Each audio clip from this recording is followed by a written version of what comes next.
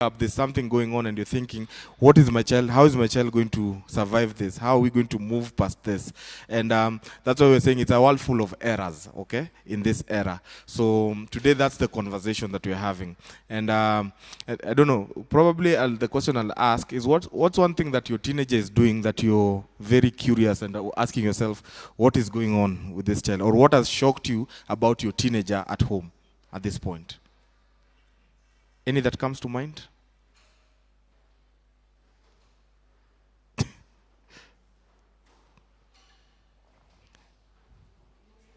Emotional? Okay. We can just move closer ndio tusikae ni kama tuko au wengine wakae nyuma ndio tunajua amekuja late. You've dropped. You've said emotional? Any other?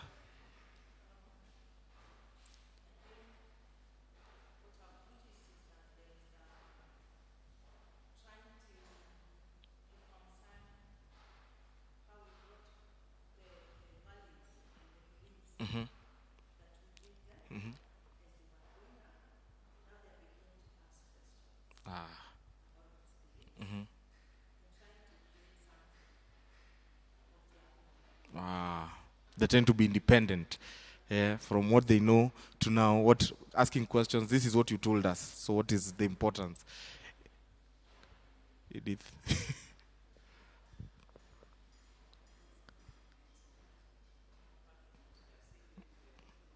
Mm-hmm.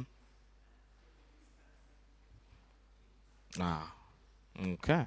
Okay. Um, Allow me to pray, and then I'll invite Mr. Mbindiyo to come. He'll tell us more about himself and what he does. I know he's well advanced in this conversation about teenagers, and this is what he does. Okay, so let's pray. Father, thank you so much for this day. Thank you for even bringing us here together.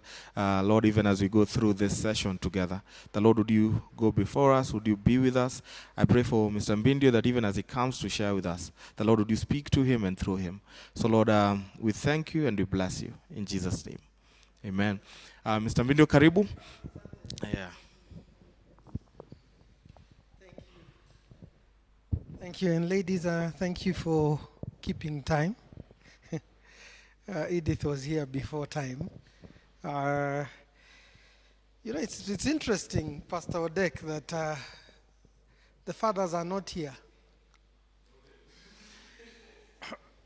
And let me be honest with you, that is usually who needs to hear the message. Yeah, mothers are usually at home, so I don't know what can we do, ladies, to just make sure that the fathers are here next time or all the time. Or they're doing it online? Would work. They would join online. Okay. All right. But sometimes physical is good, isn't it? So I think, I don't know whether you'll be able to just see. My name is, I write my name is that Mbindiyo John Kimeo. I come from the Kimeo family. But when I got married, they wrote my names as John Mbindiyo. It looks like Mbindiyo was my surname, not my name. So I write my names that way. Because the other John Mbindiyos, in other circles, they call me Sir John. People just who don't know each other called me like that separately. So when I was registering an inspirational talks business, that's what I registered and called it that way. So I'm going to be talking about parenting teens in this era. Pastor Odek, I spelled my era correctly, which is okay. I like what you said about the conversation. But one of the things I determined in parenting, and this is said by Gary Thomas, that would you rather grow a tree or would you rather plant a forest? And when we are parenting well, what happens is we are actually growing a forest, which is better than just one tree. I know parenting is very sacrificial. There are things you can't afford to do when you decide, I will parent well. You can't afford to be everywhere doing chamas and whatever, and you're in every other space. But would you rather plant a tree, which is just you excelling, or would you rather do a forest, which is family? And just to introduce you, that's my family right there. I thought I had many children until I met Edith, but God is an equalizer. My daughter-in-law equalizes us now. Edith has 5, so I also have 5. Our son there is David. David's 25 years old. He's a mechanical engineer. He works and lives in Germany and learned there, did his education in German language.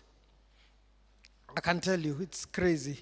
You've got to be a tough person or a nut person to do that.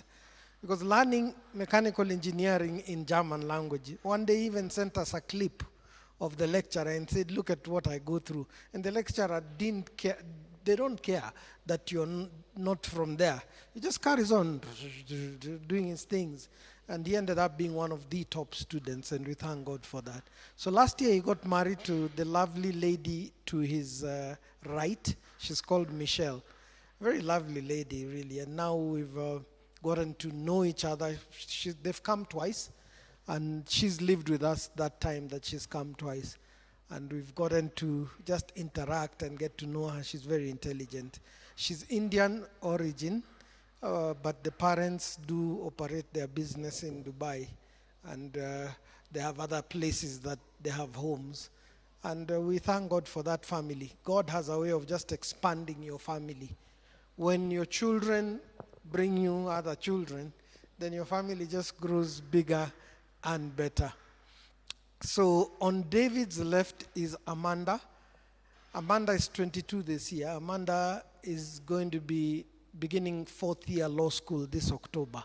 Actually on Monday, she starts 4th year. And we thank God because she has also done well for herself. Out of our friends, one of our friends met her and said, hey, what are you doing during holidays? He works for a big law firm. And he said, come and be with us when you're on holiday. This was when she was in 2nd year. When she went, he said, hey, whenever you're on holiday, come. And I think it's because of the work ethics and how she carries herself. And because she knows French and very well, they have taken her on 2 assignments, Ivory Coast, Senegal, because she speaks French. And now they really like her. Every holiday she's there, and she's also doing CPAs, both law and CPA. You've got to really, you're working, doing law, doing CPA, you've got to be so focused in what you're doing. And we thank God for that. So on Amanda's left is Neema, the girl with a lot of hair. That hair is from my side of the family. My mother has a lot of hair. My mom has hair. We used to sit as children and funga her hair, and that's the hair Neema has. And Neema, why we called her Neema, is because we thought we had 2 children, David, Amanda, and we thought we are good, a boy and a girl, tumefunga, until Neema showed up, and we didn't know what to call her. So we just said, let's call her Neema, because it's by God's grace that she came. Neema is 16 this year. And lo and behold, after Neema, another one comes, Joy, the last one. And you see the way she smiles. Now, Joy is like that. She's just full of joy. She laughs all the time. You can be driving, going somewhere, and she just starts laughing. And it's infectious. You all start laughing. And, in front of Joy then is my wife, Stacy. We are married 28 years. This year will be 29. By the grace of God, I don't brag to have kept that marriage going. It's God. Let's just say that. God has been good, because in this day and age, there's a lot of challenges. So that is my family and the people that back up what I do, because truth be told, if it's not for them, I wouldn't be doing what I do. Parenting teens in this era. And I just want to be speaking, and I would like to open up with this statement by Dr. James Dobson. You really don't have to take notes unless I say something that you feel is not written and you want to write it. You can write it, but we'll share the notes with you. Pastor Odek will just send the notes to you guys. I'll open up with this statement by Dr. James Dobson, and this is what he says, that parenting is preparing our children to leave home. Parenting is preparing our children to leave home. And that word leave is L-E-A-V-E, not L-I-V-E. They sound the same. Unfortunately, many parents are preparing their children to leave home, L-I-V-E. And it's a sad story, because They cannot go out there to the world and do things for themselves. We're having cases where even guys are getting married, but when they get married, what happens? When things are tough, they get back home to their parents. No, we should never have that kind. But we should prepare our children to leave home. Stephen Covey, a management motivational guru, says this: whenever we begin something with the end in mind, then we are set up for success. So once we begin with leaving them to, preparing them to leave home, then we can be successful in parenting them. Mothers, especially for you, you need to be very strong to prepare them to leave home. You're looking at me very tense. They will have to leave, isn't it? They cannot stay with us forever. And sadly, many parents, instead of preparing their children for the world, they prepare the world for the children. But what happens when the children get into that space that they've been prepared for? They are not tempered for it, and they can even be very wasteful. So parenting is preparing your children to leave home. And another statement I will say is that parenting is caught and not taught. It is caught. You cannot teach, do, and you're not doing it yourself. But when you do it, they look at you and you're an example and they think, hey, great. For example, keeping time. You can't be the one running late and you expect them to be keeping time. They will not. Okay? So parenting is caught and not taught. You can't expect them to read books and you're not reading books. You might be thinking, hey, I'm not here, I'm not really lecturing, I'm inspiring us, because I'll tell you, they catch it better than when we teach it. It's monkey see, monkey do. And I say that monkey will do what monkey see, monkey do. It's monkey see, monkey do. They look at you, they see you're reading, you're quiet. They look at you, they see you're punctual. They look at you, they see you're neat. They look at you, they see you're orderly. They will catch that order. And I'm sure you're wondering what this has to do with teenagers. Well, I hope that we can still redeem time because they have grown and they're almost leaving home. But there are some things that we can still correct and make them do. For teens, time is running out, so we must seize that opportunity. And that's what I'm saying. Time is running out, really. Like now, our Neema, 16 years old, in the next 2-3 years, she's gone. In fact, she looks like she wants to go and study abroad. She will be gone. So we only have 2 years to work with her, or 3 years. And that time she's busy studying and all that. But we have to seize all the opportunities that we have to have. It's always better when people start early enough. But it's never late. There's a Chinese proverb that the best time to have planted a tree was 1,000 years ago. The next best time is now. Now. So we can still do things now. Sometimes go back, have conversations and say, there are some things we missed, you and I. Can we try and get them corrected? What era are we living in today? Pastor Odek briefly explained that we're in a world full of errors, but what era are we living in today? As parents, what era are we living in today? Chances are we're trying to advance our careers, isn't it? You probably want to do that PhD, that MBA. You want to do well for yourself. You want to get wealth so that you can have even some retirement wealth for the future. Karibu sana, ma'am. So what era are we in as parents? We're busy. We're trying to get fend for the family. But also, let's remember that as we're moving on. But also, what era are our teenagers in today? What space are they in? What space? Think about that. And I like to just show this poster. Whenever we do our parenting classes, I don't know whether you can see it clearly, but there we are. Oops. There we are. It says that you have a newborn for how long? For a month. Everybody's excited. including even the house help and including people who come visiting. I remember the first time when we had our first child, when he cried at night, my brother who was visiting from Mombasa also woke up. Mom woke up, dad woke up, and my brother woke up and asked, "Nini na mtoto bana?" But as a baby, the second child, not everybody wakes up. So, time moves on. So you have a newborn for a month, then you have an infant for how long? It's 1 year. They are an infant for a year. Then you have a toddler for 2 years. Now you can see they're beginning to make their steps and to walk. And you're beginning to keep things away from place. And I know you all having teenagers have gone through all this. Then you have a preschooler for 2 years. That is when you're sending them to school and mom and baby are both crying, because it's detachment, it's emotional, they're having to leave home. Then you have a child for 5 years, they're riding their bicycle, they're the neighbors, you're having to look for them, how come they haven't come home? 5 years. And all this time, it's short.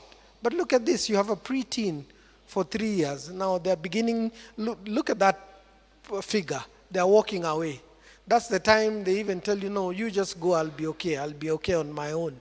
And now you begin to start having those feelings of, am I being rejected? Why don't they like coming with me? No, they have their own life already. Now look at this one, that you have a teenager for 5 years. And you can see how that teenager is standing even. Like they're standing up to you, they want to talk to you, they want to talk at you, and you're thinking, really? And sometimes you can think that it's coming off as disrespect, but maybe not.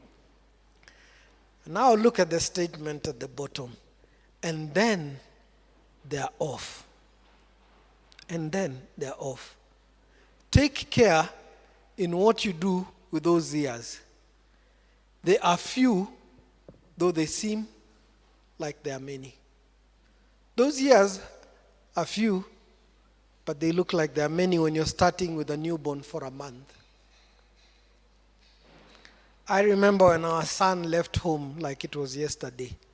And the day he was leaving, I remembered when he was born like it was yesterday. And now he's found his own school in Europe and is telling us, hey, I have to go. I found a college in Europe. And he had all this presentation to us lined up, including objections. And we said, you go.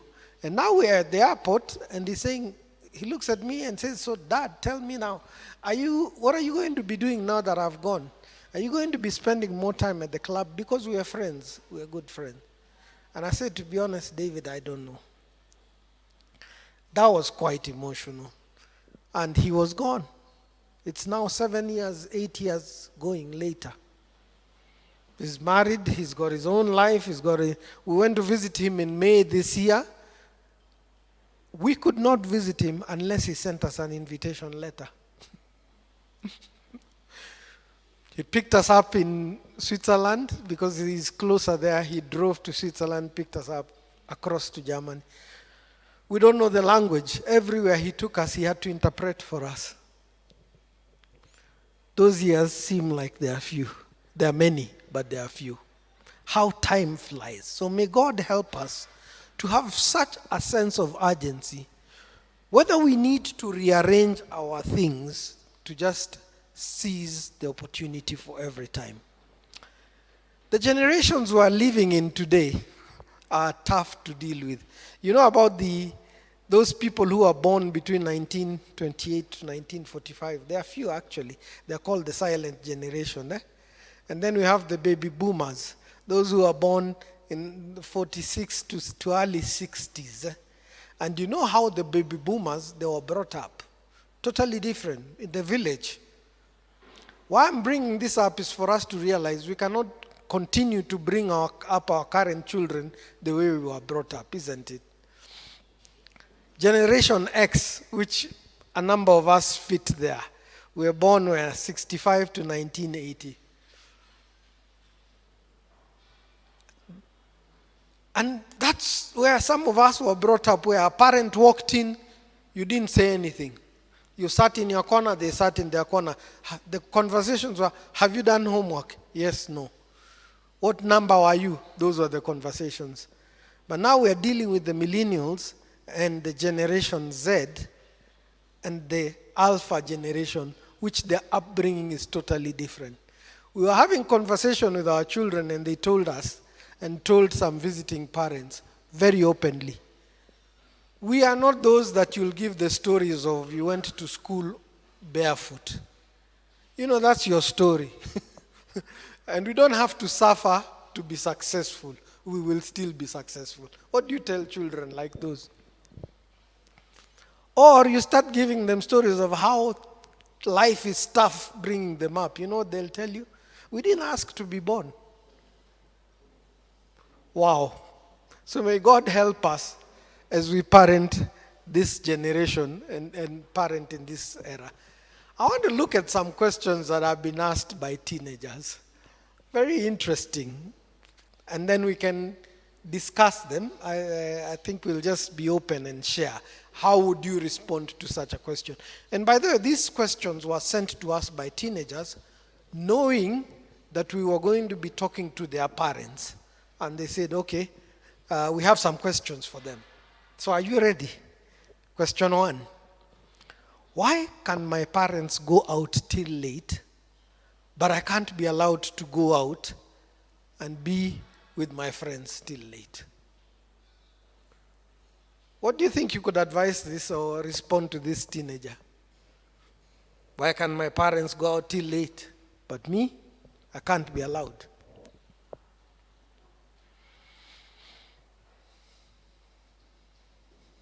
It's not a trick question. What would you tell them? Yes, please. You're not yet 18.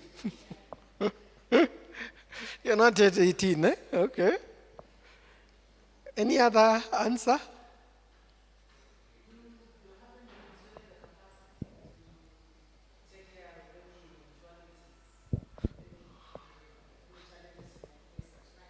Okay. Supposing they try and prove to you that, no, me, I'm okay. I'm streetwise. I know how to. They're not. Okay. Any other? But I agree. In today's day and era, even security is a challenge. So how do they go out? And by law, they're not allowed to be in certain spaces by themselves. In fact, I know in our days when we would walk around at night, we used to be asked, wapi kitambulisho? Where's your ID? And you had to be, okay. So, the second one, why are you overprotective, yet I am responsible and no longer a kid? Why are you overprotective? Me, I'm responsible. I'm no longer a kid.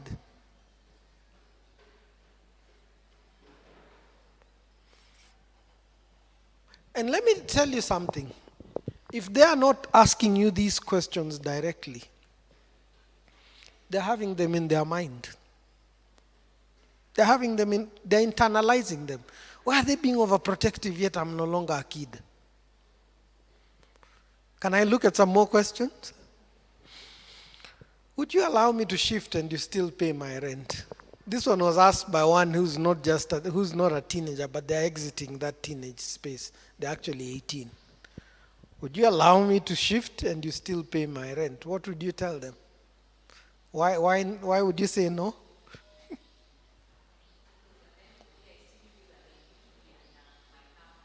It's true. Yeah, and I think also in otherwise also, why would I spend more money and we can still be under one roof? Okay? But these are conversations that we need to have with them in open space and in a space that we're okay. Is dating now a crime? The one who asked that, is dating now a crime? Is it a crime, by the way? It's never been a crime. Very true. It's never been a crime. But I'll tell you, it's been made to look like it's a crime. And it's because of, and most of these questions you'll realize is because the parents and the teenagers are fearful of each other. So they're not having conversations. Dating has never been a crime. My wife and I had the privilege of taking some couples, dating couples, through a book called Boundaries in Dating. And I honestly recommend that the church does this with their teenagers, just to see how beautiful dating is. And it's a lovely thing. It's so nice for someone to be attracted to you and say you look good and compliment you and love you, even as a young person. Hello. But within boundaries. But unfortunately, we're not. And even the church today, a boy will be seen talking to a girl, and they're just being told, hey, be careful, be careful, otherwise this and this will happen, and it looks bad. So the kids are asking, is dating now a crime? Number 5, why do they dictate everything and don't allow for my creativity with life? Why do they dictate everything? And to be honest, parents, in some cases, we are guilty as charged, isn't it? We're guilty as charged. Number 6, why are you overprotective? No, this one I think is a repeat. Yet I'm responsible and no longer a kid. Number 7, why can't you also look at things in my perspective? Why can't you look at things my way? It seems like it's your way or it's no way. Number 8, why do you always tell me I'm now grown up, but you still treat me like a child?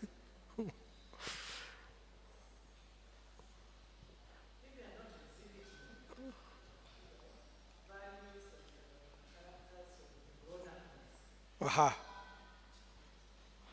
I think all this will just harbor around what conversations do we have with them. And look at this, some of the 7 phrases that we need to teach kids in disagreeing or need to use so that we can disagree with them respectfully. For example, I see things differently. It sounds very calm and nice, but you just say, I see things a bit differently. Rather than talking down, it shows like you're talking with them. Do you have a different opinion? Do you have a different opinion? Because sometimes it's good to talk to them and say, hey, but do you have a different opinion? This is what I'm thinking. Or here is another way to look at it. They tell you something and you say, here's another way to look at it. I disagree with a part of what you're saying. I disagree with a part of what you're saying. I'm actually not being overprotective. I'm just doing my job as a parent. Or you have a very strong opinion about that. Or I see your point, but I'd like to share mine also. Unfortunately, when most parents we've interacted with are talking to teenagers, they just want to talk at them. So you don't want to say, I see your point, but let me share mine also. Or, I don't think I agree because of, you give your reasons. I don't think I agree because of the reasons. So those are just some phrases that I came across that we can use to rephrase our conversations with them so that we are talking with them and not talking at them. We need to build relationships with our people all over. We need to build relationships with our teenagers. And that's the best way that we'll be able to talk with them. Now, I'll just say this. Relationships are the beginning of everything. Children came to us through a relationship with their father. Or myself with the mother, isn't it? That's how they came. So that's how also our life or our interaction with them will be built on a healthy relationship.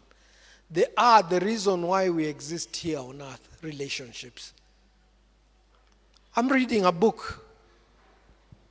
It's called Business Principles According to the Bible, written by a Jewish man. Probably one of the most powerful books I've read. And I've read hundreds of books. And this man is just linking how powerful relationships are and our existence on earth. Because can you imagine everything you're aspiring for, Every house, every car, every whatever. If you are given that, but there are no people here to enjoy it with. Soon you'll be so depressed. Those things will deteriorate because you're not using them. And we are here on earth because of people, because of relationships, because of family. Relationships are God's idea and not our idea. It's his real idea. And that's when he even said in Genesis, let us create man in our image and likeness. When he said us, was the Spirit, God the Holy Spirit, God the Son, and God the Father. Interacting with each other. And that's what the desire was even for us. And then in Genesis chapter 1 verses 26 to 31, and also if you look at Genesis 2:15, 5 to 7 and 17 and 18. Those scriptures all speak about that, the way we were brought into this world and what God intended for us to flow through. God created us to fellowship with him and to fellowship with one another. I liked what you said, we should allow that the men can join online, but there's an aspect that they are missing, fellowshipping with each other.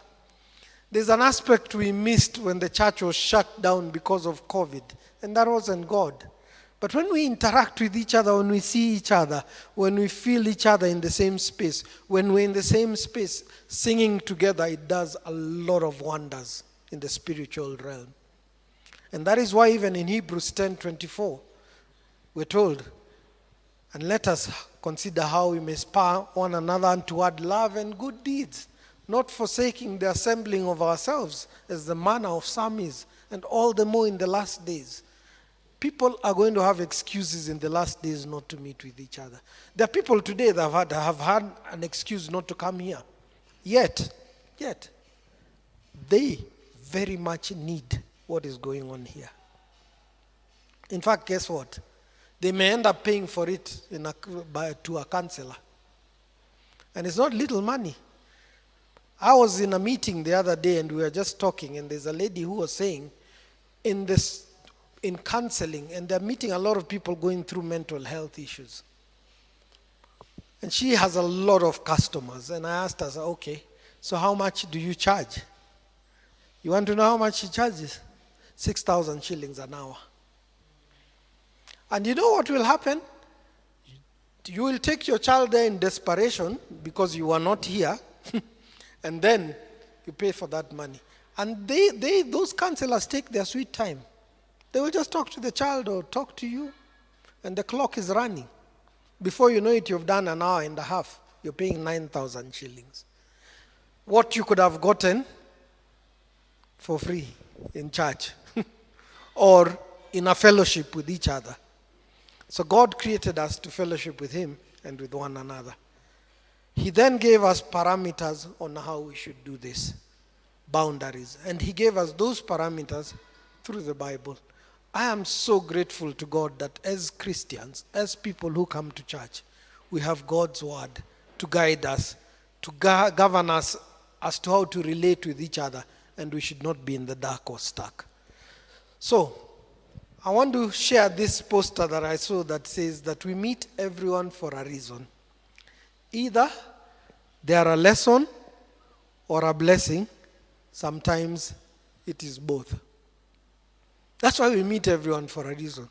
That's why we have children. Some of the children will be so tough on you and difficult to the point that they will tamper your love walk or tamper you to trust God for certain things. By the time that child is even leaving, you are a better person, by the way. Or that teenager, they have challenged you in life. Mpaka now, you've had to become even a better person. Isn't that true? Now, relating to teenagers, because the best way we can parent them is relate with them, first of all, which we seem to have lost because we're relating to children, not teenagers. And they're no longer children.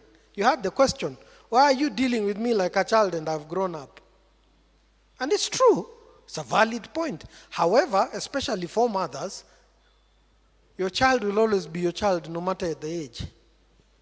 This year I celebrated my 55th birthday, but I'm still my mother's son. In fact, when we go to visit her, and she's over 80 years, we go to visit her with my family. You know what she does? She serves me food and tells my wife, take care of your children. You know, I'm still her child, but I cannot behave like I'm still her child. And she cannot relate to me like I'm still the small child. Our levels of conversation are totally different. So, in talking to Neema, our daughter, one time, I was going to give a message to parents of teenagers. And she told me this: tell them to remember how they were when they were teenagers. You know, sadly, some of us parents behave like we were never teenagers. It's good to remember how you are. And that's the message Neema told me. Remember how you behaved when you were a teenager. And have some empathy. Have some understanding. Hello? Am I communicating, parents? You seem to be very quiet. But to do that and to see how we can effectively relate to teenagers, let's look at the faces of children and look at how you can parent in different faces. My wife and I have been privileged to do parenting talks and classes for the last 12 years. We are the lead facilitators of the parenting class at Nairobi Chapel, Ngong Road. And we have been able to set up other classes. And I believe with all my heart that it's perhaps one of the most important things, being a parent. In fact, there's a man who was George Bush's White House advisor called Les Sober. And this is what he said, that parenting, in my opinion, is one of the highest callings. And this is a president's advisor saying that. So yes, it's a serious calling, because how we parent will determine how they will do. Now, just to say here, faces of children, from birth to 2 years old is the caregiving phase. Okay? They have come, you wash them in a basin, everything is clean, you know, you have nice things for them, you're taking care of them, what they eat, it's caregiving. But from 2 years old to 6 years old, what happens is authority. Don't touch that, don't go there. You know, the chopper is out and you're caning them for doing things. But when we move from 6 years to 12 years old, things change. It begins to be what? The teaching and training phase. Teaching and training phase. You cannot take a 12-year-old and start caning them. It may be a bit too late to do that. Now this is teaching and training. Hopefully you've gotten everything right from there. But look at the 12, yeah, hopefully. Really, hopefully. But look at that, and I'll show you how to also discipline them in those phases. 12 to 19 years old is the coaching and cheerleading. Teenagers, it's coaching and cheerleading. And let me tell you a fact about a coach. A coach is not better than the active player at the time. If you look at football coaches now, they are older. Yes, they were in that space, but now they are old. They can't play as actively. It's the other player in the field that is playing actively. And the coach stands by the line, cheerleading them, encouraging them, watching over them, giving them strategy, saying, no, you could have done this instead. Try this, it will work. Why don't you? But for you to be able to effectively do that, you have to have a good relationship with them. Look at this quote, that rules without relationship lead to rebellion. This was said by Dr. James Dobson also. Rules without relationship lead to rebellion. It is very sad that many parents are just giving rules.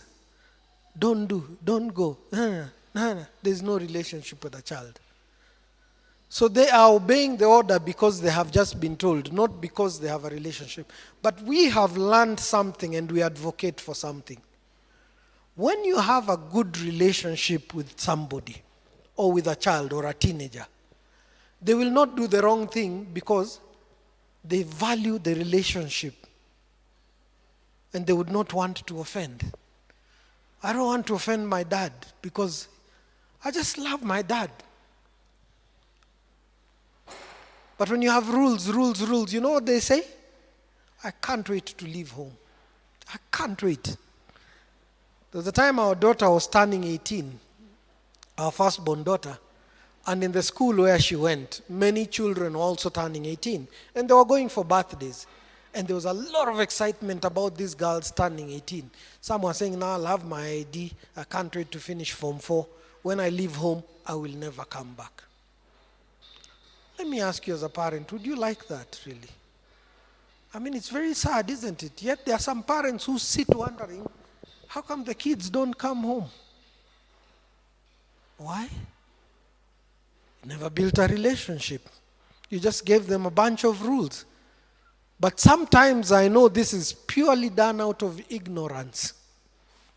I strongly believe my father, the way he brought me up was out of ignorance. He didn't know any better.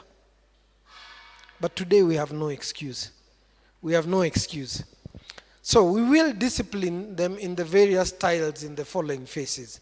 The infants, those 2 to 6, the 6 to 12, authority. We will bring out our authority. Don't do, don't go. No, because those ones you can tell them because I said so. Because mommy says. But after that, when they're toddlers, now beginning to grow beyond 12 and the likes, you have reasons and consequences. Don't do because.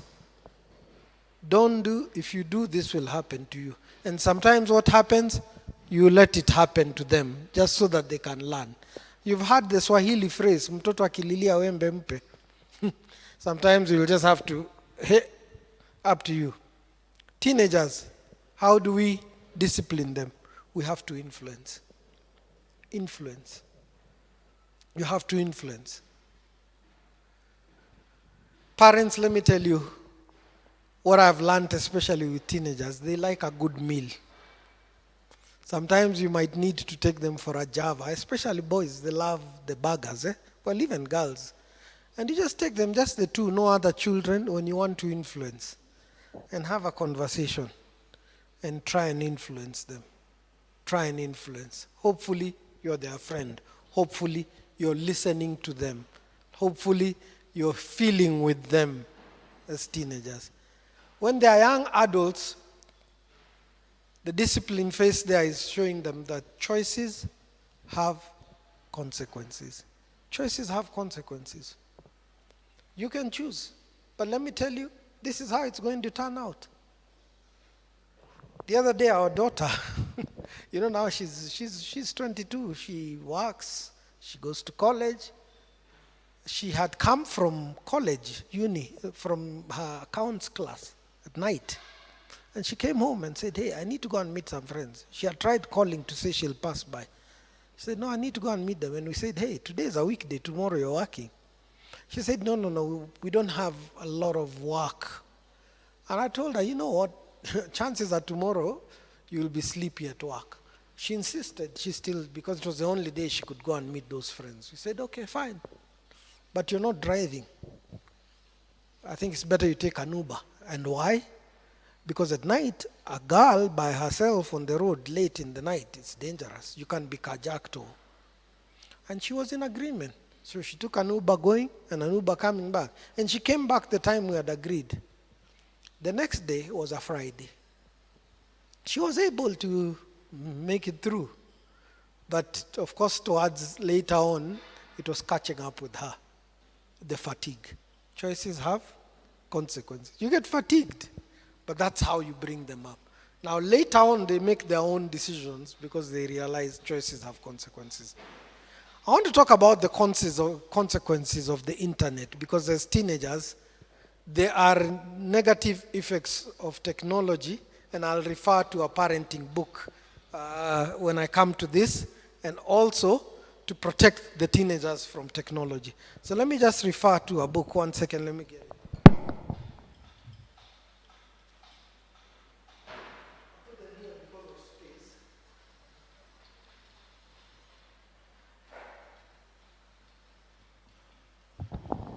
I have been privileged to write this book, and in part of the book I'm talking about, technology. I think I'll do this, then we can take a small tea break. That and I say this in the book, that here is a brief look at some negative effects of technology. It's good for us to just know them, and I know these are common knowledge. You perhaps know them. Number one, I have not put these on the slide, so I'll just be reading. Number one is bad posture. We all look at our mobile like this. In fact, there's a cartoon that had been shown about people entering heaven, and the angels are wondering, how do we deal with these people? They look strange. They seem to be looking down to something, because they all have this posture. This posture all the time is not good. In fact, if we can train ourselves to hold the phone like this and chat while we're this way, it's the right posture. Because before we know it, we have bad posture. Now, the second one, technology is impersonal. In fact, there is a new phenomenon that has arisen, and it's called together alone. Together alone. We are together, but we are alone. We call for a family gathering, and what happens? People come, and as soon as they come in, what is the Wi-Fi password? They are given. And then guess what they do? Everybody goes quiet after 5 minutes. We go, hi, hi, hi, and then we are quiet. And everybody is engaging with people who are not even there. It's very impersonal, really. One New Year, we were having a family gathering, and I got an idea. I went around, and all my relatives, it was at my brother-in-law's. It was risky to do this, but I did it. Those days of paper bags, I asked him for a paper bag, and I asked everybody for their mobile and said, please give me, please give me. It was New Year, and around 11 o'clock we were making lunch to have lunch together. I took everybody's mobile, including the ones who were coming, and I told them, I'll return them to you at 5 o'clock. Some people never liked me from then on. I don't care, but we had one of the best family reunions ever. And it's the same thing with us. We need to have cut-off times, and I'll be sharing about how to handle things. Let me move on to the third one. Number 3 is addiction.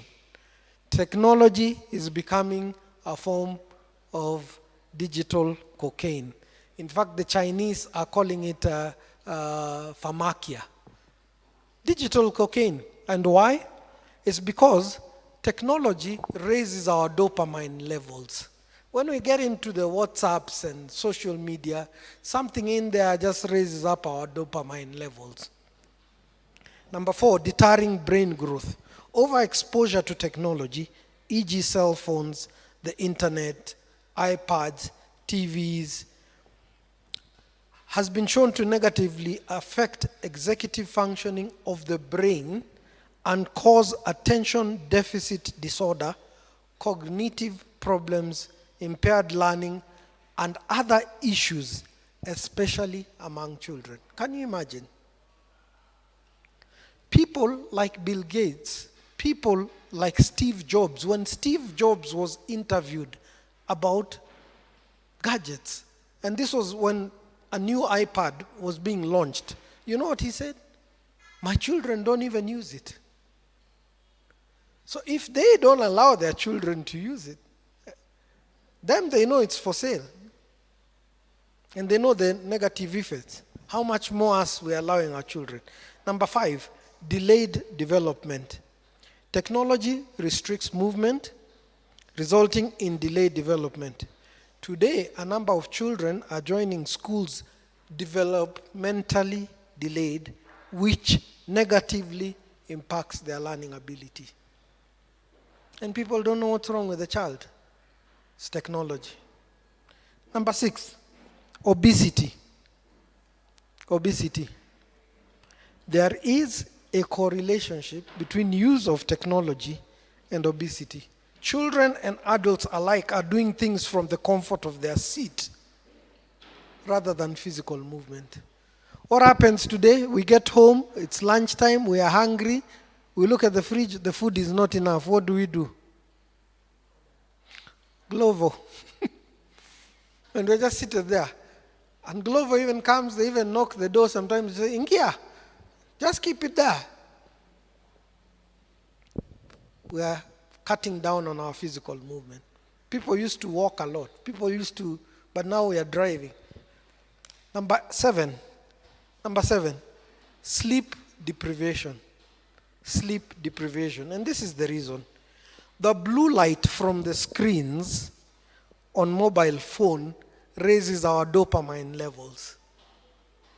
And when that is raised up, it has adverse effect on our sleep. And lack of sleep can have a detrimental impact on performance at our work as adults, as children in school. In fact, we go for school meetings and the teachers are concerned. They're telling us a lot of children are sleeping in class. Why?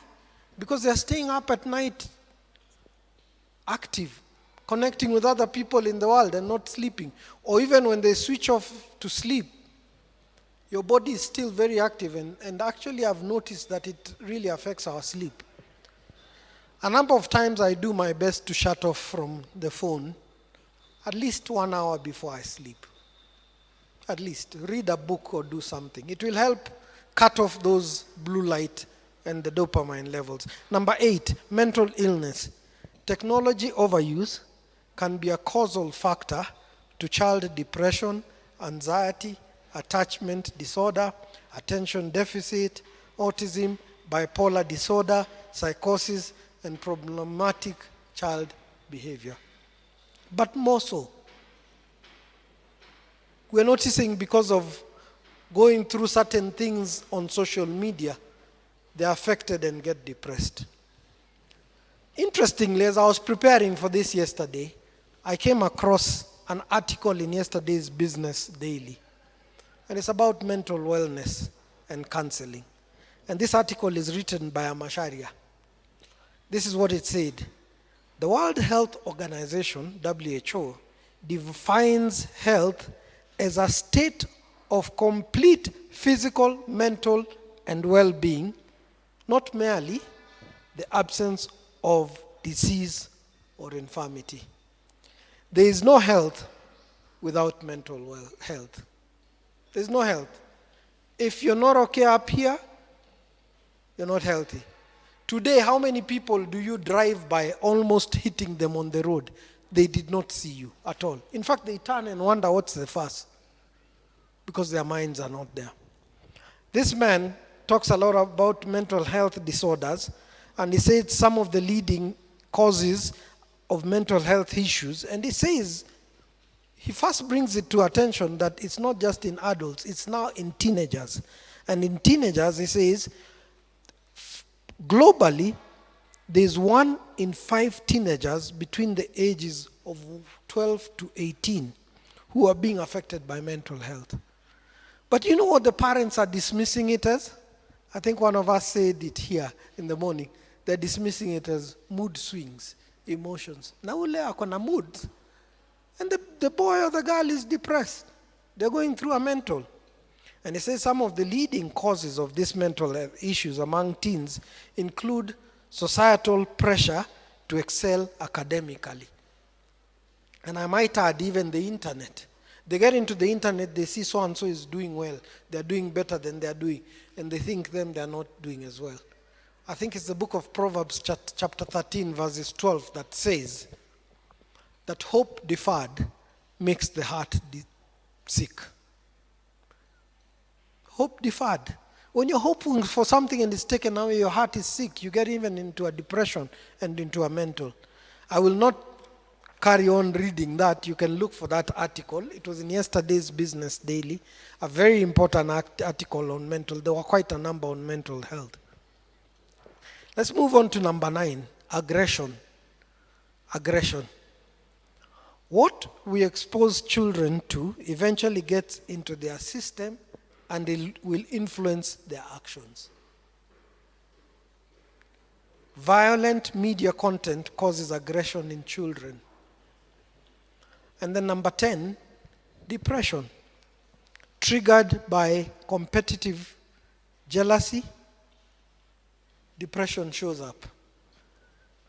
Number 11, which is the final one, bullying. Bullying. Cyberbullying. Children are going through their teens. They befriend people on the internet, and these people now start talking to them badly, or just teasing them and saying, oh, you have a long nose, or you have this or that, and before you know it, they're actually bullying them. So, to protect the children from the internet, we need their cooperation. And I borrowed from a book by a lady called Esther Wojcicki. And the book is called How to Raise Successful People. And Esther has parented well. Her daughter, Susan Wojcicki, was the CEO for Yahoo. And in the Silicon Valley, she raised children. And she says this: do not win the battle while losing the war. You know, some of us parents say, no internet, no this, no that. Oh yeah, and it could work. Not until COVID came, and now we had to buy every child a laptop because they were having school online. The internet, just like fire, is a good servant but a bad master. It can serve you well, the internet. Hello. But it can destroy also. But we can focus on the good and not the bad, and let us focus on the good. I tell people, the guy who won javelin, a guy called Yego, a Kenyan, world competition, he won it by learning from the internet. And there are good things out of the internet when we teach good use. So number one, this lady says this. She's, after agreeing with her children that they come up with ways to regulate the use of their telephones, she shares what she calls the 10 commandments for technology. 10 commandments for technology. Number one, she says this: set up a plan with your kids, not for them, with them. Remember monkey see, monkey do? You remember that? You cannot be telling them you're overusing the phone and you're always on it. Set up a plan with your kids, not for your kids. Number two, no phones during meals, whether in your house or someone else's. No phones during meals. And parents, let me tell you something. I will advise you, as much as possible, have as many meals together. And I'm happy I have mothers that I'm talking to, because you can influence this. My wife does this very well. She calls us all to the dinner table. She doesn't want to know what you're going through. And why? Psychologically, when people eat together, there's something that happens. And at the dinner tables, at the breakfast tables, we can have conversations with each other that are very, very meaningful. Number three, no phones after bedtime. No phones after bedtime. In fact, for some teenagers, we might need to be taking away their phones when they go to sleep, and perhaps just buy alarm clocks that are not phones. No phones after bedtime. Children need to sleep, and phones are a distraction to this critical function, which aids in brain development. You know, when you're sleeping, your brain, your cells are regenerating. I can speak about sleep because I never used to sleep enough by choice. And it was out of things that I was just doing that I should have known better. But when I learned the right thing, I now know. Number four, use your discretion with small children. You need to be prudent about when to allow children to have a phone at their disposal. Some of us are giving children phones at a very early age. Very early age. And sometimes we think, oh, it's just cartoons. Today's cartoons are even showing, gay couples, homosexuals wedding each other. And they're cartoons for children at 6 to 12 years. And then parents wonder when their children are not getting married and someone brings you home, your son brings another man, and he says, I want to introduce you to my partner. And you're thinking, okay, partner in business or what? And he says, no, this is my partner. I got shocked one day, this year we were in Cape Town for a wedding. And there's a gentleman there who was coordinating our tours and travel. Very nice guy. And one day he came and introduced a lady who was with him and said, "This is Audrey." And we carried on. So I don't know, for some reason why I assumed that she could be the wife. So the next day, the guy comes to pick us up at the hotel early. And, I ask him, "Hey, so how are you?" And he says, "No, I'm fine." And I say, "How's your wife doing?" And he said, "I don't have a wife. I have a husband." And it's a man telling me this. That was my first reality encounter with that kind of space. And it's happening. Number 5, children need to come up with their own cell phone policies for family vacations, weekends, school days, and so on. However, the parents should oversee this. The children come with the policies, but the parents oversee. In fact, let me tell you, one of the best ways to deal with teens is let them decide how things will be done, and you'd have a discussion. In fact, you'll be surprised that they will watajifunga wenyewe, if to say so. They will. And it's better than you being the one to give the same rule. Number 6, parental controls can be important for young children. However, as they grow up, they should be able to regulate themselves with supervision. When they're growing up, parental controls, but as they grow up, they should regulate themselves. Because remember, parenting is preparing them to leave home. Who will police them when they're out there on their own, when they're living on their own? Nobody will.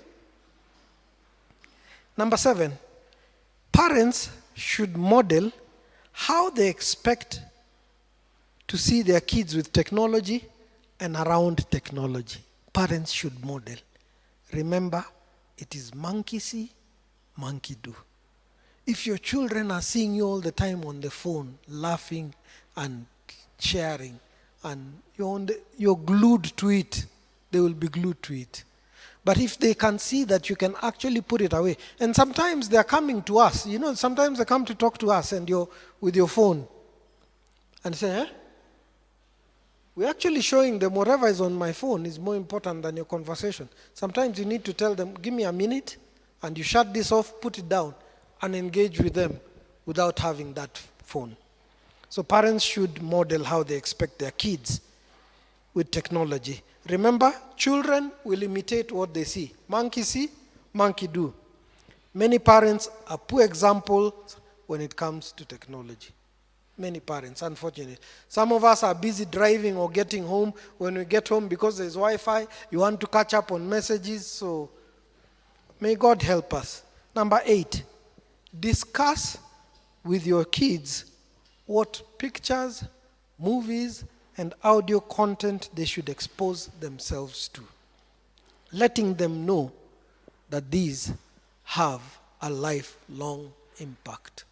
Discuss with them the content they should be partaking, but letting them know these have a lifelong impact.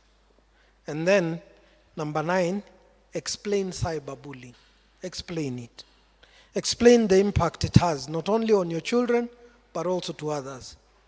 Tell them to be careful how far they stretch humor. Sometimes it looks like it's just humor. They can laugh with others, but not at others. It's always good to teach our kids that way and teach them that whatever they sow, they will reap. Then number 10, which is the final 10th commandment, teach kids not to give out their personal identification information. They could end up being kidnapped or something, or just give things about their homes. Our children, interestingly enough, do not like social media. In fact, they will tell you, don't dare posting us on Facebook or anything. So we do holidays and all, but we don't post anything. Some of that posting is just boasting, isn't it? People are just bragging how they are on holiday, I don't know where. No, and sometimes we're busy taking pictures and not enjoying the moment that we have with each other. Let's enjoy each other, isn't it? So, I have put all that in my book. That's a cover of my book. My book is called The Four P's of Parenting and the Fifth P. And I will just afterwards share briefly on what it is, the four P's of parenting and the fifth P. The clouds there that you see, that's a man sign. That is a man there, and the wife on the left in blue and a child below. Those are not just clouds. And then the single parent there is a parent raising a child. Because I believe even as a single parent, or even raising alone, and your intention, you can raise good children. So I'll be sharing briefly on the four P's of parenting and the fifth P, and then we can move on. Can I say that we just take a tea break? I know Edith was here early, and there's tea up there, and then we can come back, what, in 10 minutes? Or 12 minutes? We can do 12 minutes so that we can. Is that too fast? You're wondering? Sorry? Sorry? It's too early? It's too early? Yeah, we can take a break. Let's. Okay.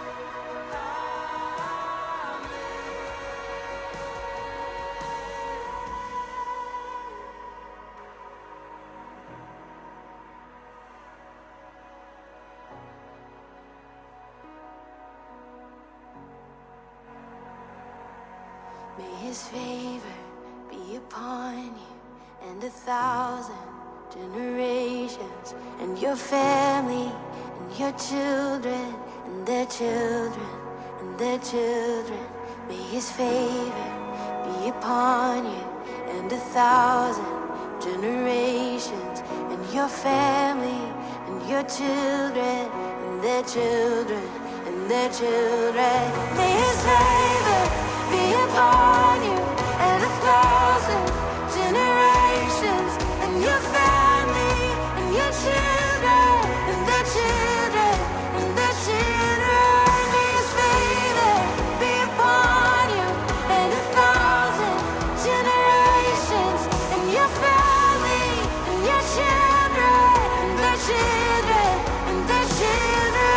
May his presence go before you and behind you and beside you, all around you and within you.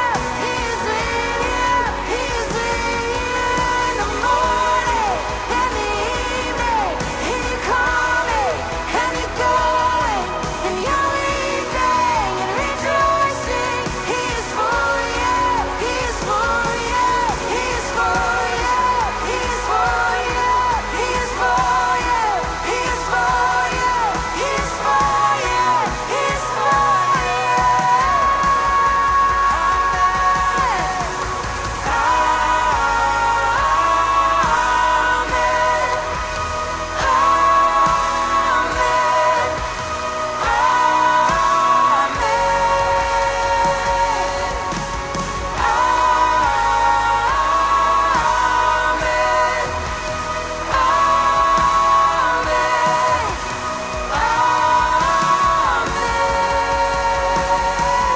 May his favor be upon you and 1,000 generations, and your family, and your children, and their children, and their children.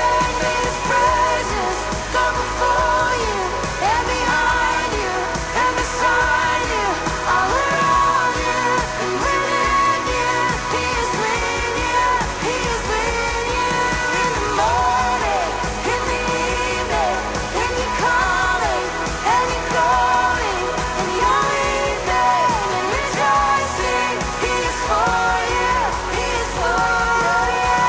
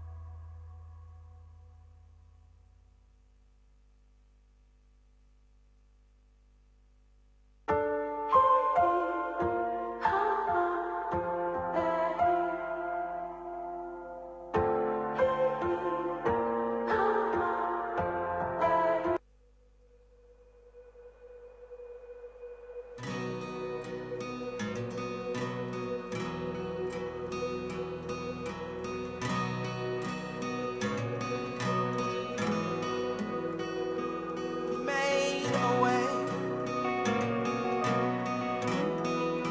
Don't know how. So but we can go on. I think the fact that we are fewer is helping us move faster. And normally when we are many, I have a lot of comments and things I'm saying. But it's okay, if we can even finish earlier, why not? Then we can do other things. When we do our parenting programs where I go to church, we start at 6:30 in the morning. By 8 o'clock we are done. You can go to the work, you can go to the salon, you can go wherever. And the other ones that are physical, we start at 6:30 to 7. We have tea and breakfast. Then 7 to 9 we have the session. And we are done. And people go. Initially when parents are coming, they're like, oh, that early in the morning, why? It's a Saturday, I want to rest. But when they realize they can do a lot more, they're happier. So the 4 P's of parenting and the 5th P, just to mention what I put in my book briefly, because they form the principles of or good things to do in parenting. And the first one is presence. And in this one, I actually talk about 2 types of presence: divine presence and the daily physical presence of the parent. Now, divine presence, I'll tell you, we cannot parent without God. We cannot.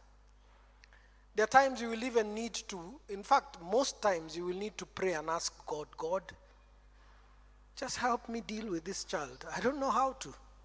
Sometimes you will need to pray in tongues, seriously. I remember one time walking into a room and my wife was in tongues, powerful of our son and casting out things. Sometimes it will just be, God, give me wisdom. I remember praying one day.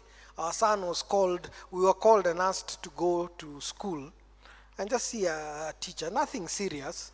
It's just an issue that we needed to clarify. And we walked in, and my wife drove from somewhere. I drove from somewhere. We met at the school, and our son was there. It was a Saturday around this time, and we finished at about 12, and we were able to leave. So my wife had to go back to work. I drove with my son going home. And I had prayed and said, God, give me wisdom how I'll address the issue. We got into the car with my son, and he was thinking that I'll start talking. I did not. It was a very hot day. We went to Lavington, entered Chandarana. I left him with the car keys. I said, I'm coming. I went to Chandarana. I asked him, what soda will he take? He said, a Coke, cold. And I bought mine cold. I got into the car. We went home. He's wondering, are you going to tell me what was happening? I did not talk. 2 weeks later, there was an opportunity to speak to him. There was an open door. So sometimes you have to check, when are you saying something? And don't just say it to release your emotions, or, you have to be wise. And God will give you the wisdom. Okay? So divine presence, we need to pray. We need to pray over our children. We need to even pray for their spouses right now. Or even earlier, we should have prayed for the people who will marry them, because you could be doing well as a parent to parent your children. But they come and meet with some person that has been brought up, I don't know how. So divine presence is critical. And then the daily physical presence. I cannot overemphasize it, to be honest. But with parents and our busy space, we are busy at work. We're coming back home late. We have no time for them, which is very wrong. And then, before you know it, this person has grown. This lady has become a woman, and you're wondering, hey, when did she get there? You are not there. What is it going to take? It's going to take our prioritizing it, making it serious, make it a priority. It's going to take sacrificing some few things that you probably enjoy to do, or that other people are probably taking a bit of your time, so that we can do that presence. The second P is provision. And we seem to do well in provision where it comes to their physical needs. We provide for them, we're working hard to provide for them. But the second area I want to ask where provision is concerned, are we providing enough of spiritual nourishment for them? We are a 3-part being, just like God created us, spirit, soul, and body. We are a 3-part being. We are a spirit, we have a soul, and we live in a body, this case. When somebody dies, it means this body is being rested. The spirit checks out and goes to eternity. And the soul is what this body also carries around. And if we look at us, we provide well for bodies. We're going to the salon, we're buying good clothes, we're showering, we're grooming ourselves. How much are we doing for our soul? We're also providing. We're reading books. We're getting into entertainment. Our soul is our mind, our will, and our emotion. But when it comes to our spirit, how much do we invest? How much time do we invest? My wife took us through an exercise one time, and she said, take out a pen and paper and write, in terms of time, resource of time, in terms of resource of money, how much do you put to your body? How much do you put to your soul and to your spirit? And I'll tell you, people who are very, very awakened by that. There was a wake-up call there. How much you spend for the spirit. We've made it a priority in our house that, hey, and we tell the kids, please make sure when you get up, you have some devotion time. On Tuesday evening and Thursday evenings, we do have family meetings. They are not long, 30 minutes, 7:30 to 8. During the family meetings, we take turns in leading. Dad is the first, then mom, then the firstborn child, in that order. So we know if it's a Tuesday, whose turn, or a Thursday. And they come prepared in their own style. This Thursday, yesterday but one, Thursday, was our 12-year-old Joy was leading. And she feels nice leading because she can command the elder ones. And I walked in and I said, Joy, you look like you have a lot. Remember, it's only 30 minutes. She said, chillax, Dad. Chillax, I've got this. And then, she feels nice controlling the thing. She's 12 years old. And we sit and she'll say, you pray for us. You lead us in a song, 2 songs. You do this. And then she'll wrap it up in their own style. We're also teaching them leadership skills. When you provide such environments for the children, it's a blessing. That even when they go out there, they've been well trained. There are things we can provide for them, training at home with love, better than the world training them out there in a tough way. So let's provide for them. And those family meetings are not just spiritual. We also have issues that we deal with. Sometimes we say, oh, by the way, there's something upcoming. Because let me tell you one thing with the young people. You don't just tell them, hey, we are going to this and this place. What do? You have to prepare them. You have to say, by the way, we've been invited here and here. And let them hear their views. They might not, or even if they agree, they know they participated in that. And they will be ready. And they'll help also. So that's what we also deal with in those meetings. And we just talk of some other things.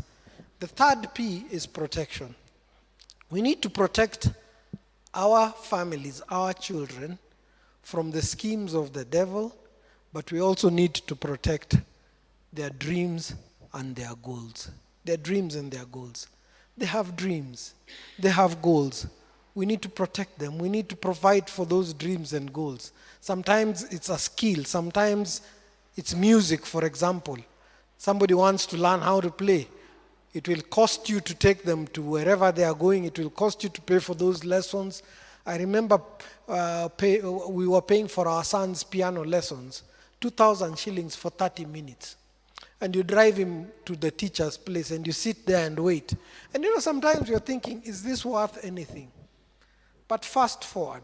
He goes to Europe, and instead of washing dishes, he plays piano and they're paying him for it. In fact, they were flying him from Germany to Switzerland, paying for his accommodation and paying for practice and paying for the sessions. A Christian band. Apart from that, keeping the child busy. And thank God for the opportunities even that exist here in church. The youth pastors have a lot of openings. I recently saw Pastor Odek's WhatsApp status, and it put a clip of the youth band here. I was so touched and impressed, and I said, please send that to me. And they were doing practice. And I can imagine how involving it is, but those children will not be found in mischief. And today there are some parents who have a challenge with their children because they're not engaged. Their children sneak out of the house, they're going to be involved in all sorts of things.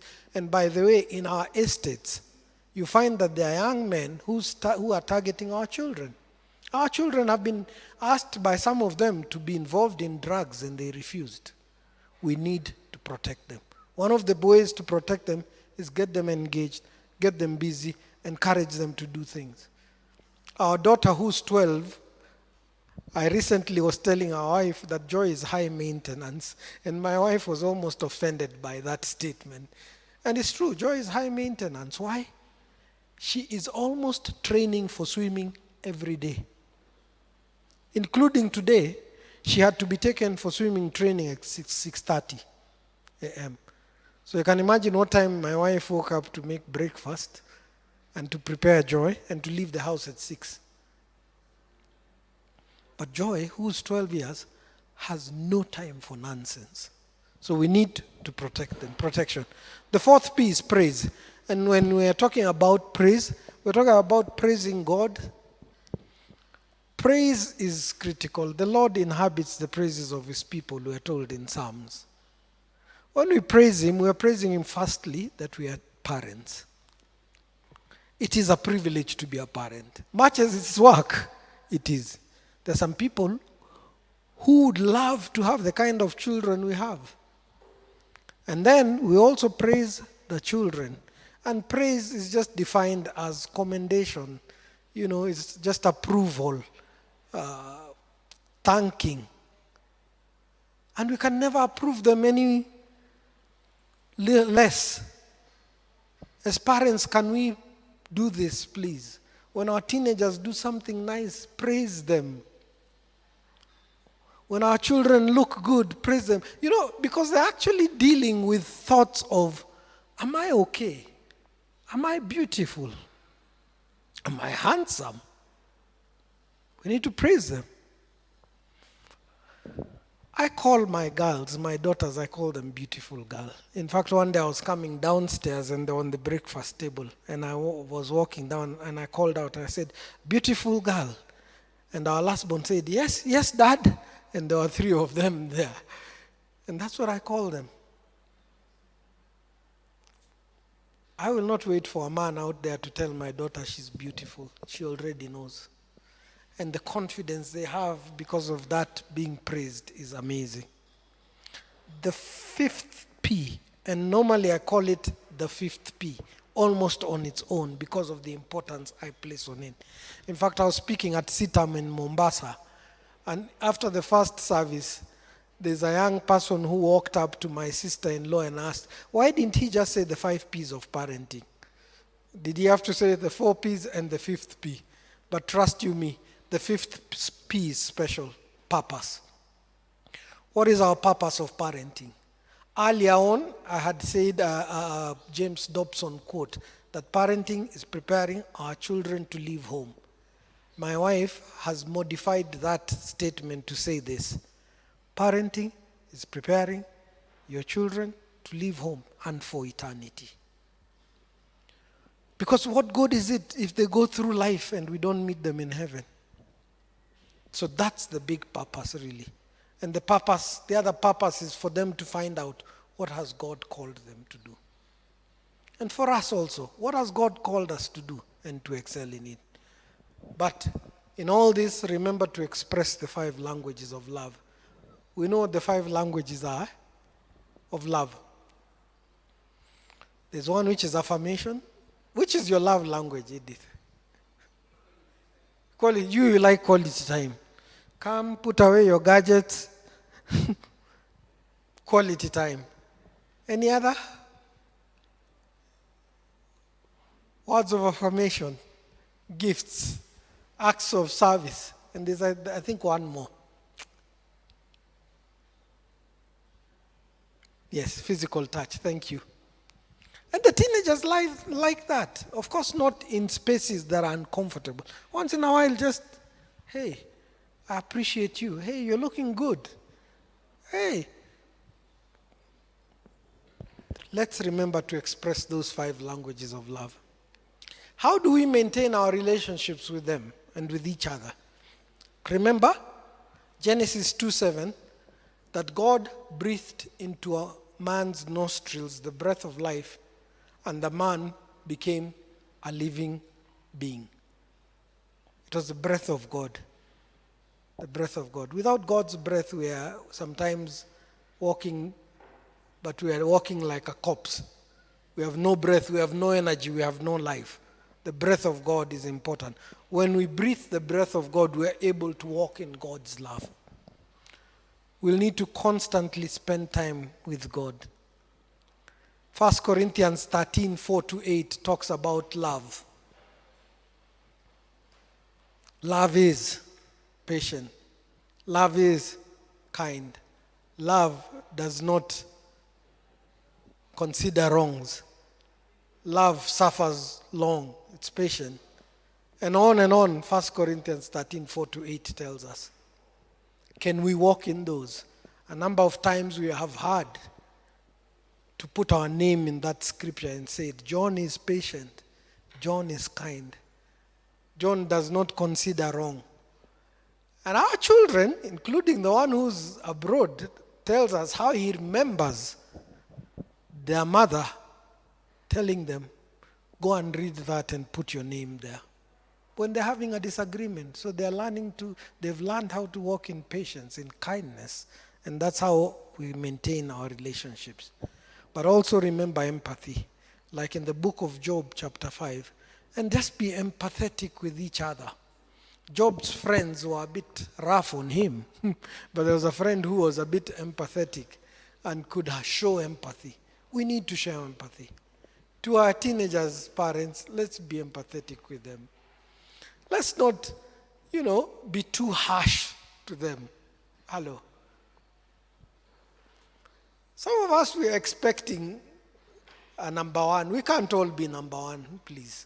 Tafadhali. We can't all. And sometimes maybe that's not their area. Academics is not theirs. We need to tell them, so long as you have done your best and you know this is your best, well done. Me, I'm happy with you. In fact, there was a day I remember telling my son, he was in class 8 or 7. And I said, you know what, David, please, because the education was really stressing him at that time. And I said, David, please, I don't want you stressed. My relationship with you is more important. Forget about that grade. And little did I know that I would rip from the same place, because one time I was struggling with my college. And he said, Dad, you know what? You're still my dad, even if you don't do well. And that's the beauty about relationships. When we empathize with each other, it comes back to us, isn't it? It comes back to us. I read this saying and I thought, this is super. That don't judge me harshly because I sin differently. We are all sinners, honestly. Just because my sin could be this type and it's not your type. Because let me tell you, there's no one perfect in this world. There was only one person who was perfect and they killed him. Thank God he resurrected. And that's Christ our Savior. And even for us, God allows us to go through things that keep us humble, weaknesses, and sin that we have not been able to overcome. Why? To keep us humble. Paul said that in 2 Corinthians chapter 12, verses 7-9. Paul said this, that lest I exalt myself through the abundance of revelations. A man who's written 2/3 of the New Testament had so much revelation. And he was saying, lest I exalt myself through the abundance of revelations, there was given unto me a thorn in the flesh, a messenger of Satan to buffet me. And chapa me sawa, put me down. For this thing I sought God and cried. And this is all God told him. My grace is sufficient. My strength is made perfect in your weakness, Paul. And I like the beauty of it that Paul never told us what his thorn in the flesh was. And I like the way the Bible omits some details. And it's because if those details were put, some of us would identify with them and would be pointing others against them. Paul didn't say, I'm a liar. Because some would have been saying, me, I don't lie. I'm not like that. He just said, and the Spirit of God allows us, because we all have a thorn in the flesh, to keep us humble. But more than anything else, I also say this. Death, sicknesses, biological functions are one way of God allowing us to stay humble. Can you imagine if your money would keep you alive for as long as you wished? The Queen died at 96. I know they did everything they could to keep her alive. I know. But how humbling it is. In fact, remember the presiding minister, if you saw how they put her down. You know what he said? Now let us remove the symbols of royalty and let Elizabeth depart to go and meet her maker. He did not say let the Queen. Very humbling, isn't it? Very humbling. So don't judge me harshly just because I sin differently. Let's not judge the teenagers harshly. They're trying, honestly. They're really trying. And we can encourage them. People need encouragement more than bashing. Okay? Then remember Matthew 25, 35 to 40, talking about good stewardship. When you're faithful in little, you're made ruler over much. When they're faithful in little, they're made ruler over much. I want us to do a small exercise for ourselves because in relationship, one of the critical things is going to be boundaries. For ourselves, and we could even try this with our teenagers, to assess our boundaries. And it's just a small exercise where you will answer a yes or a no. The first one is, number one, I fail to speak up when I'm mistreated. Yes or no? I fail to speak up when I'm mistreated. Oh, yes, you're answering aloud. Okay, just answer it to yourself. Okay? Answer. But actually, you should not fail to speak up when you're mistreated. You should speak up. Isn't it? Yeah, you should. Because if you don't, what happens? It boils on the inside. And now the person who's mistreating you continues to mistreat you in life.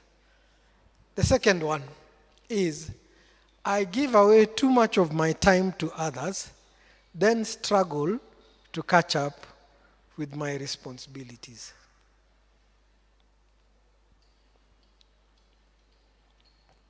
And sometimes for mothers, you're guilty as charged. You're doing everything for everyone.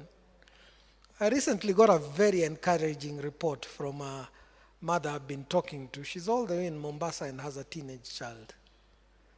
And I advised her one time and said, sometimes let them do what's expected of them without following them up. And she said, today I just decided I will not follow up. And the child did what they were supposed to do on time. But mother said, hey, have you done? You're walking around the house policing somebody. They know what they're supposed to do. You let them do their thing, you go and do yours. Otherwise, you're trying to catch up with your responsibilities. Number 3, I agree when I actually feel like disagreeing. Sometimes we do this to please people. You feel like disagreeing or because they are an authority, but you agree. Yes or no? Number 4, I feel guilty when I take time for myself. Time out. I feel guilty.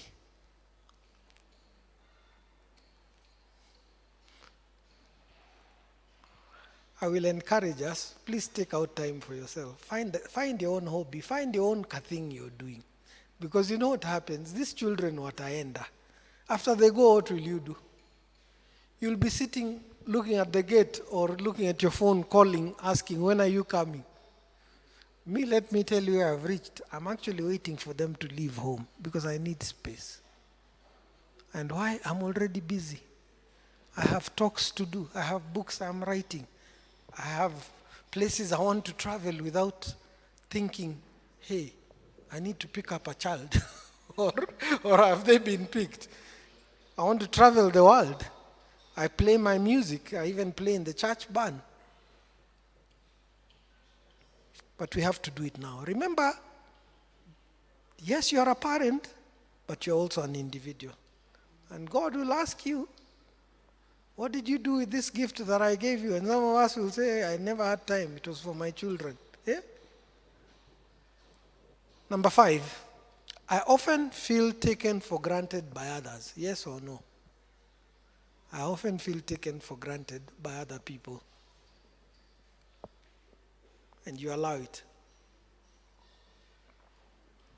Eleanor Roosevelt, the wife to Franklin Roosevelt, President of the US, once said that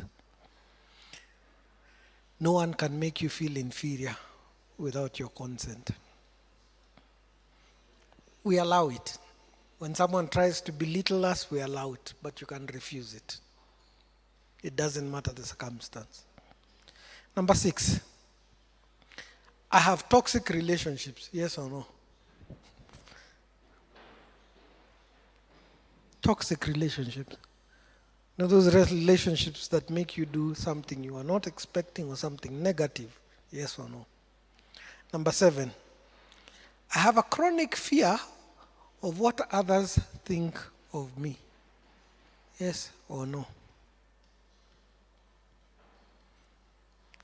At a certain age, you stop caring what people think about you. You just you do things and you don't mind. Because you realize, hey, their opinion does not matter.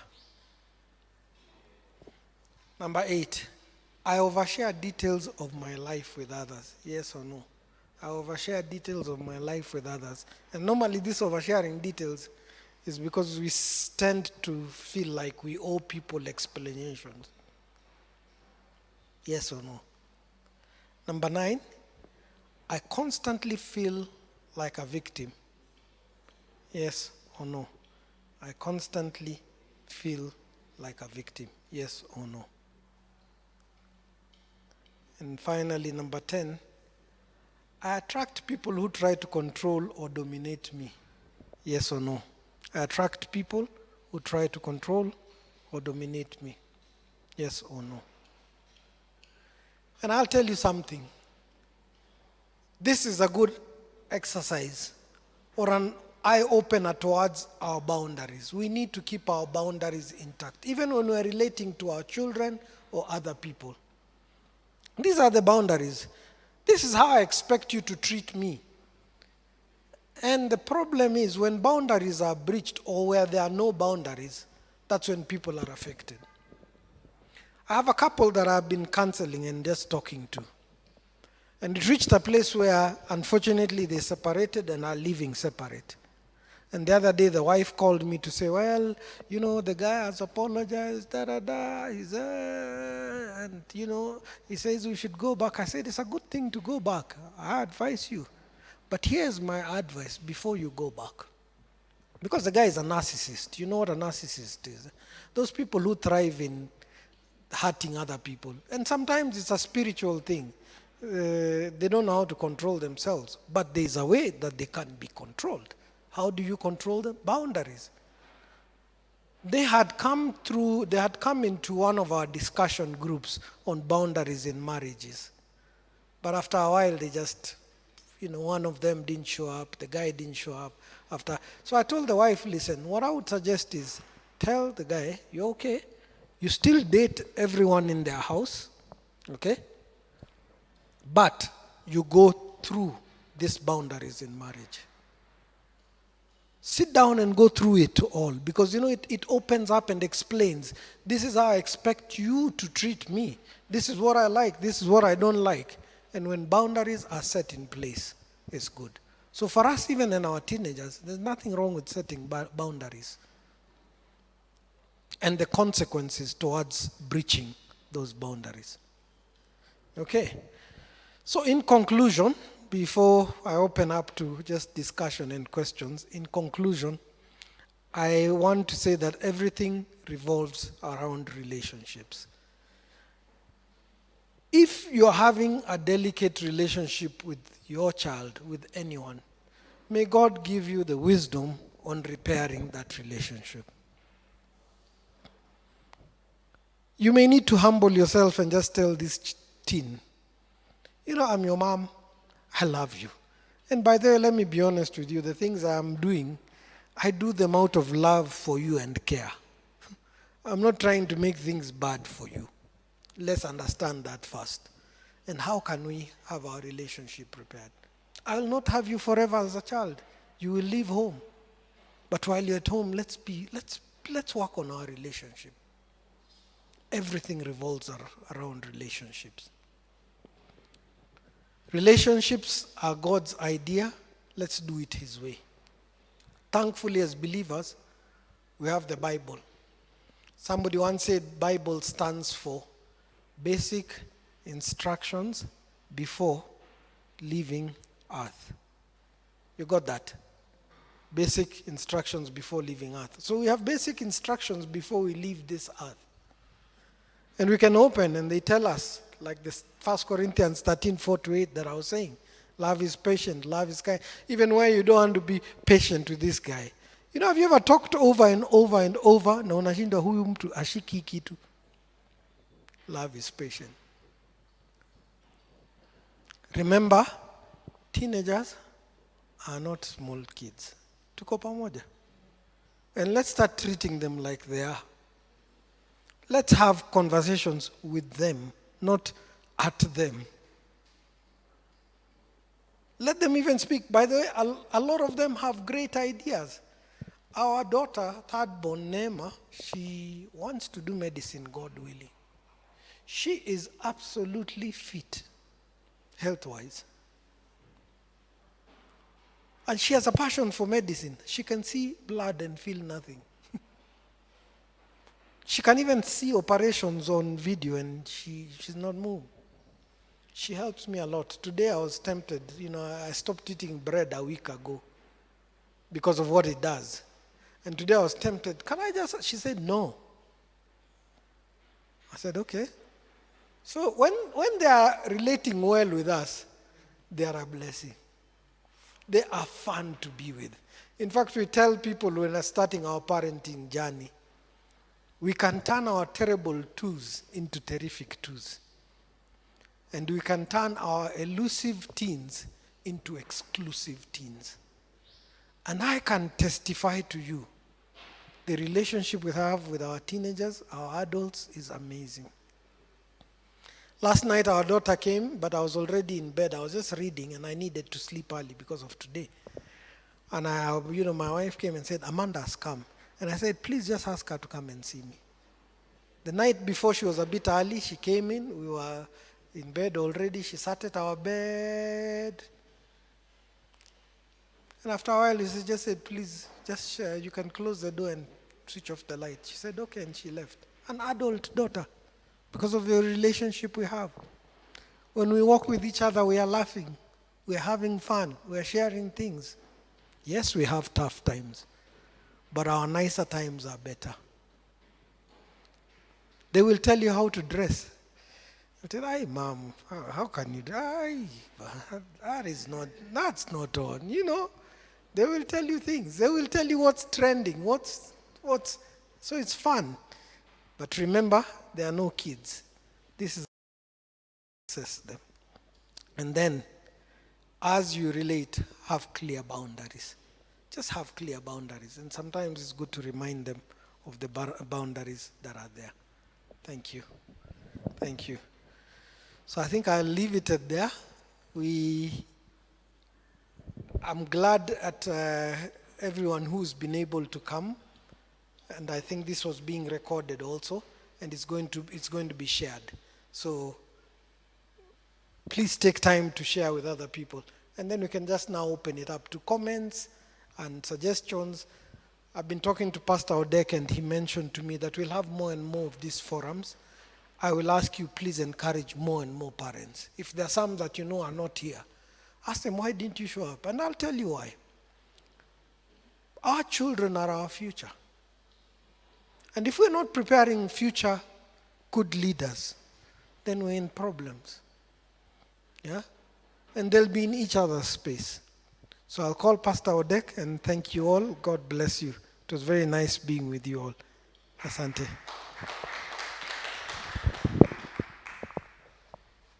All right. Thank you very much. Just going to open it up for questions. If there are any questions, probably that you have, or comments that you have. All right. I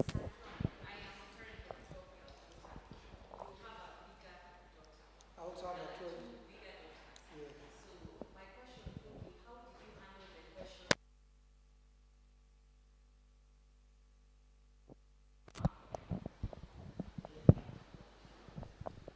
I like the question.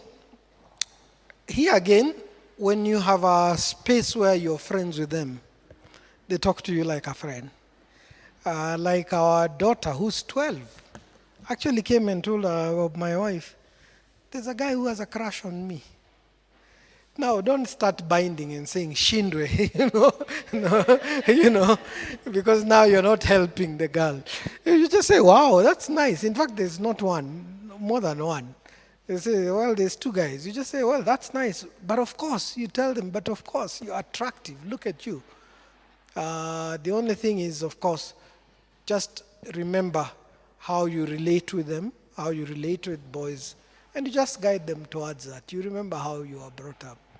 But here again, relationship is going to be very critical, your friendship with them. And how you receive the news also, how you react towards things, if you or respond. If you react negatively, like, wow, you, what's wrong? You're in school, you're supposed to be reading. No, you can navigate that with them. And you can actually tell them, that's okay to have somebody who's interested in you, but what for right now? You're in school, don't you think they'll distract you? What do they do? Who are their parents? You can have conversations around that. Yeah. By the way, I met a girl who's about 11 at, we were at Art Cafe, and the mother came with this girl. The mother is actually a daughter-in-law to one of the past presidents. And their daughter from one of these schools that are high-tech comes and says, oh, there's this guy, he has a crush on me and I like him. And she says, this is the boyfriend. I thought, ooh, okay, that's pretty advanced. Yeah, but here again, relationships help, yeah. Okay. Any other question or comment?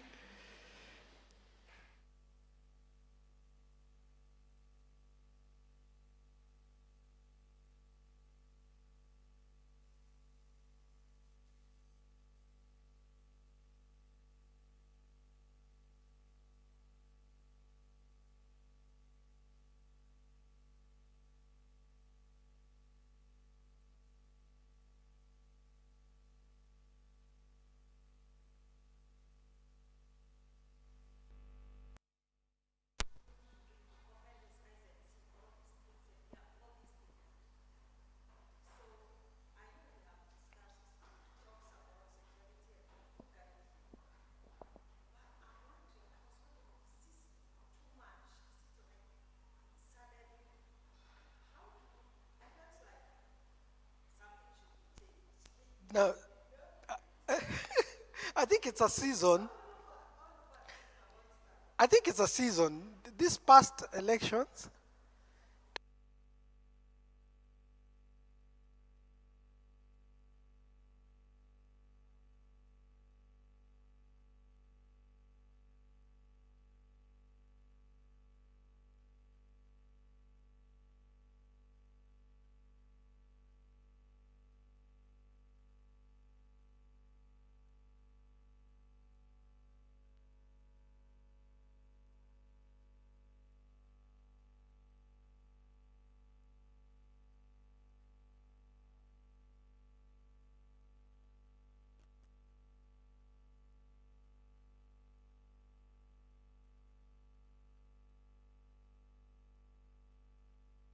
listen,